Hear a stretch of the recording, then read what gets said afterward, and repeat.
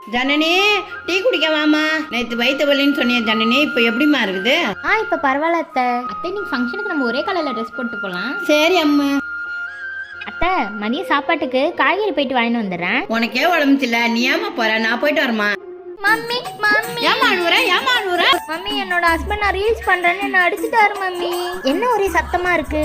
என் பொண்ணைய அடிச்சான் அவனுக்கு கை கால் உடைய அவன் விளங்காம போவன். ஐயோ ஏன் இப்படிலாம் சாபம் விடுறாங்க? அவன் கூட வாழ போவாத, அம்மா கூட இரு. அவனை செருப்பாலே அடிக்கிறான். முதல்ல நீ போய் ஏசிய போட்டு படுமா, அம்மா கடைக்கு போயிட்டு வரேன். அத்தை இங்க கொஞ்சம் வாங்க. என்ன தாச்சு?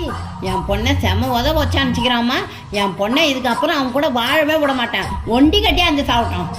நீங்க ஏன் இவ்வளவு கோப்படுறீங்க? புருஷன் முன்னாடிக்குள்ள சண்டை வரதான் செய்யும். பெரியவங்க நம்ம தான் அதை பார்த்து தீர்த்து வைக்கணும். நீ நாடி எங்க வீட்டுல இருந்துட்டு எங்க அம்மா கிட்ட என்ன பத்தி போட்டு விட்டுட்டு இருக்க? கோவப்பட்டீங்கன்னா நம்ம பொண்ணு வாழ்க்கை தான் வீணாகும். நீ சொல்றதும் கரெக்ட் தாம்மா. அவகிட்ட நான் பேசி பாக்குறேம்மா. என் விஷயத்துல நீ தலையிட்டுட்டல, நான் யாருன்னு உனக்கு காட்டுறேன்.